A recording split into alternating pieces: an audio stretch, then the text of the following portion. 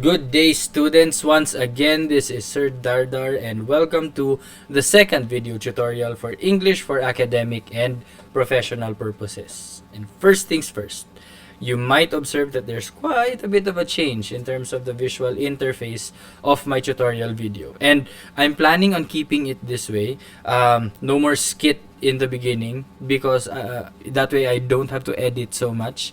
And that will help me produce tutorial videos faster and easier. So before we get into the actual discussion of the lesson, let's roll the intro.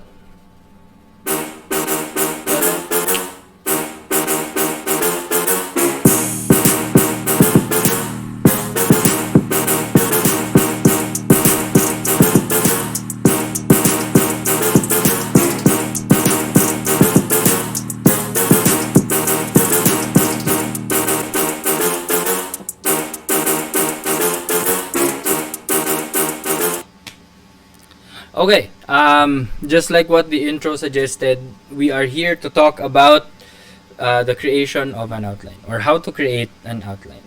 Now, in proceeding with this lesson, I'd like you to keep in mind that I will be discussing three things, okay? The what aspect, the why aspect, and the how aspect. The what aspect is going to talk about the definition and explanation of the concepts in this lesson. The why is going to talk about the significance of this concept to you as students. And number three, we are going to discuss the how aspect, the process of creating an outline. So let's begin. The what aspect. What is an outline? Now, an outline is defined as a way for an author to map out, or even for a reader to map out the text that he or she wishes to write, or a text that he or she has read. And this is according to the Writing Center in 2020. Another concept about an outline is that it ensures that each paragraph in the text and each sentence in that paragraph is going to serve a particular purpose in the totality of the text. And this is the definition given by Walden University in 2020.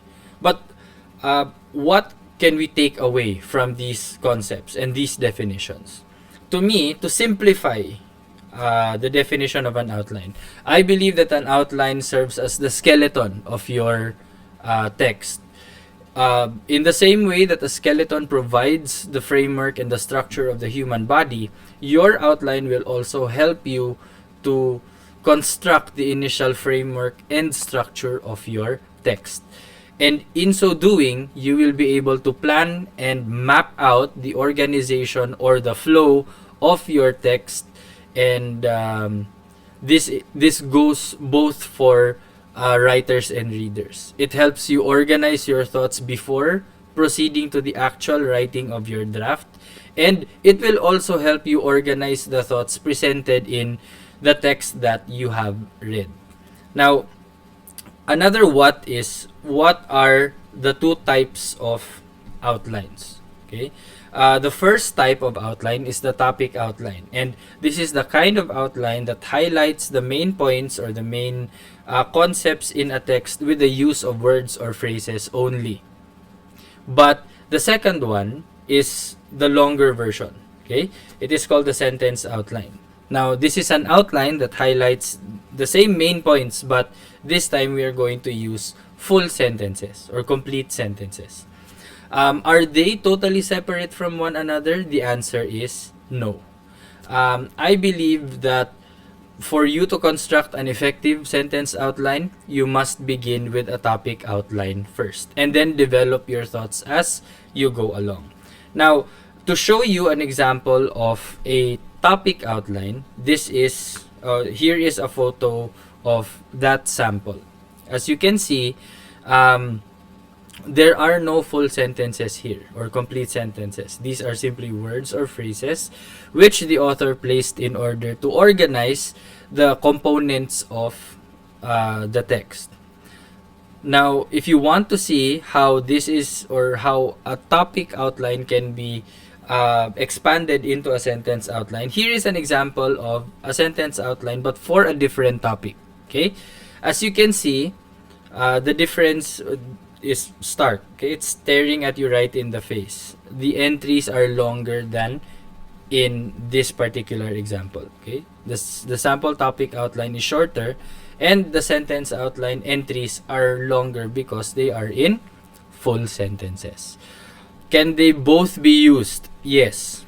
Can I just use a topic outline? Precisely, no problem. Can I move directly to a sentence outline? No problem. That is your preference. But in my case, I would suggest that you start out with a sample topic outline first, okay? Your draft of a topic outline.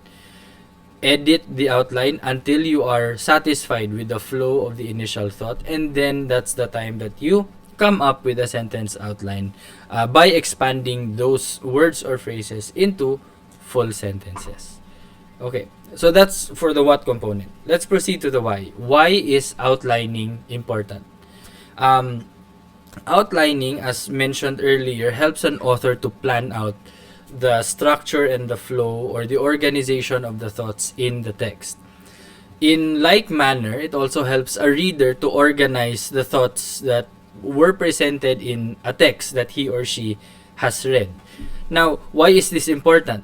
Most of the time, when we begin writing without an outline, we realize that we have mentioned a particular topic over and over again, or in idiomatic terms, we beat around the bush, and that is something that is not really prescribed in writing a text. Okay, this is a big no-no, a taboo. Beating around the bush or being long-winded is very, very harmful to a text because it bores your readers. That's why planning the content with the use of an outline is going to come in handy. Practical applications of an outline. In extemporaneous speaking, this same outline can be employed. Okay, whenever you think of a response to an extemporaneous question, or if your teacher wants you to expound on your answer, then a mental outline can be helpful. That way, you get to arrange your thoughts in a logical manner. In debate, we call that signposting. So when you have a mental signpost, you know what you are going to say first, and then what statements are going to follow that initial statements. So that's for the why. It's significant because it helps you plan and organize, and practically speaking, it helps you organize your thoughts even for activities other than writing. But how do we create them? How are outlines created? Well, outlines are created primarily in bullet form with the use of numbers or letters. And while there is no single way of constructing these outlines, there is a suggestion. Okay, there is a suggested format, and this is the suggested format. For main topics, we signify them with the use of Roman numerals. As you can see in this example, we have I, double I, triple I, V, VI, so on and so forth. When we get to the subtopics, we signify them with the use of capital letters, okay, the English alphabet, A, B, C, D, etc. And lastly, for examples under those subtopics, we are going to signify them with the use of Hindu-Arabic numbers, 1, 2, 3, and 4. That being said, how does it look like? Okay, it was presented here in the topic outline. As you can see, the main points are presented using Roman numerals.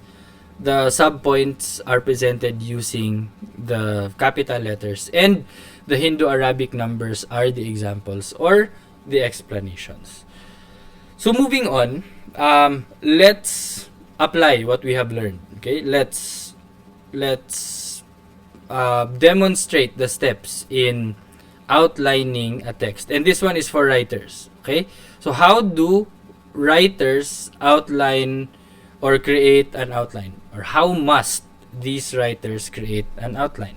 Step 1, everything begins with a topic, and so that is step number 1. Think of a topic that you want to write about. Well, in this case, Students might not have full control over the topic because their teachers might be the ones giving them the topic. For example, write about your thoughts regarding the academic freeze.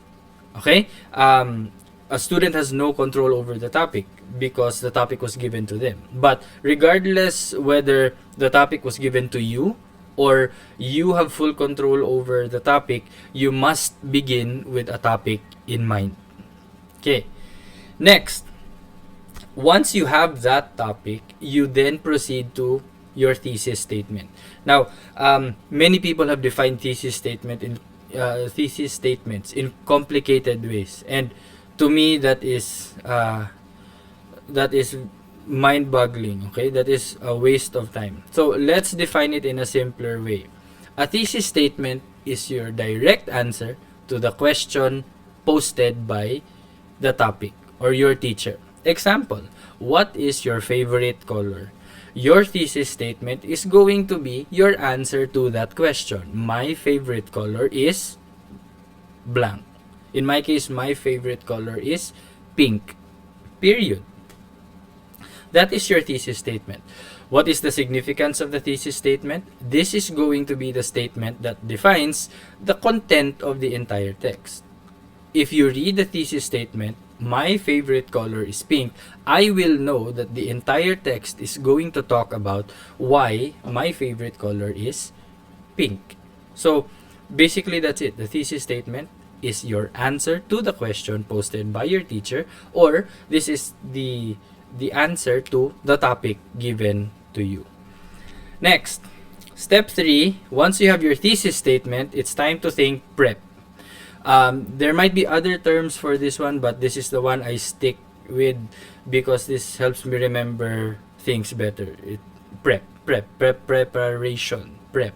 Okay, so prep stands for point, reasons or reactions, examples, and the concluding point. Now, this is the best way to create an outline because it assures you that your flow is going to be logical. You begin with a point, then you give your reasons or your reactions to that point. You give examples for every reason, and then you conclude with another point. This is going to be instrumental in forming the outline format. So the topic, you have your thesis statement, which is also your point. You have reason 1 or reaction 1, reason 2 or reaction 2, and reason 3 or reaction 3. Under those, you have explanations or examples. And then finally, we have the concluding point.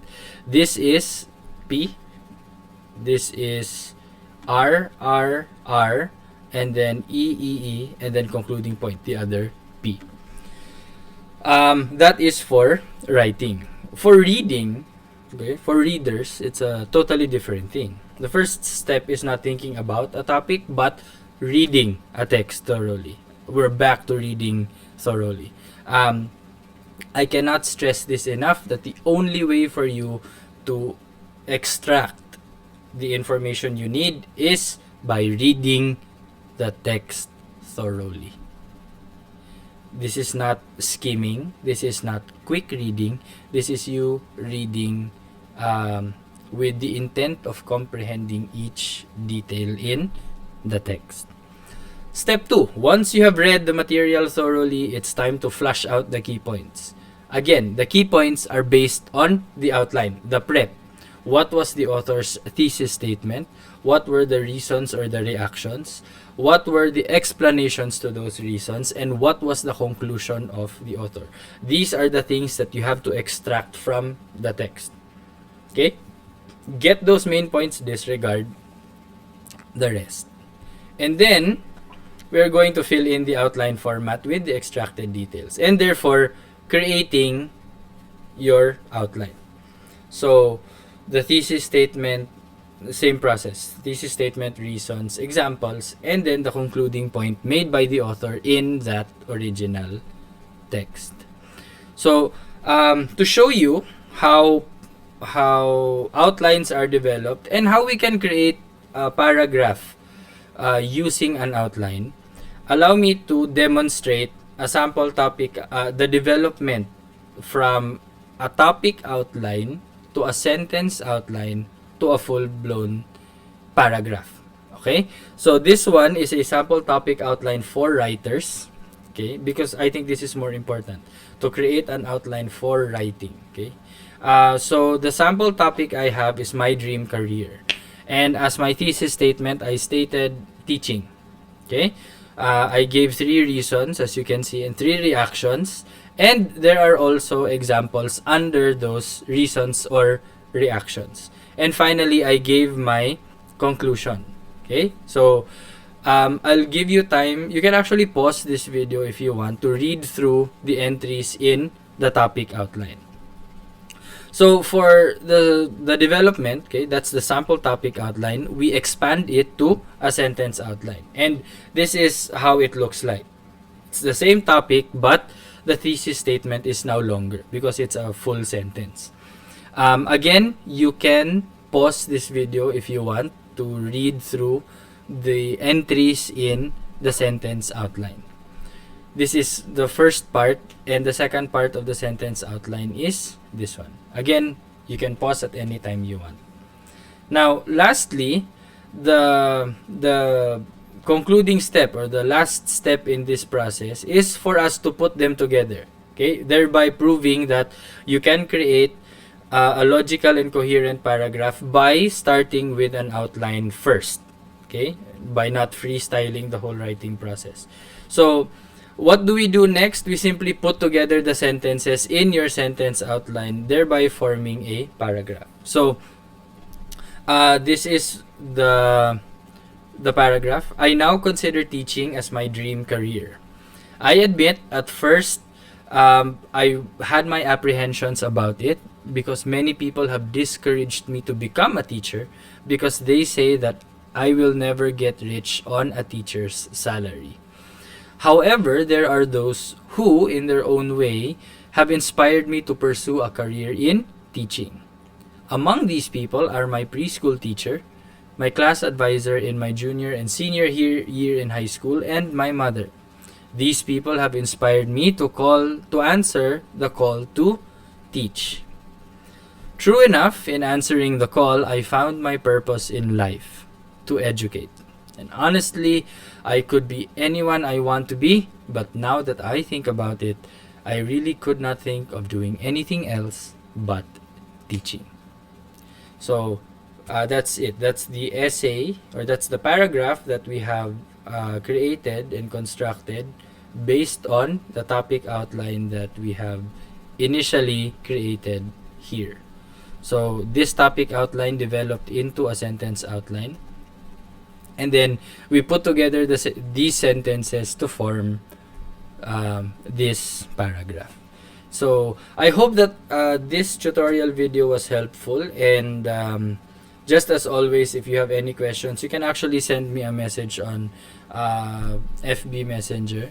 It's Dardar Gravador, and I'll try to answer your questions in the next tutorial video. And as such, before we end this video, I'd like to give a quick shout out to DJ Christian Mons for that awesome introduction music.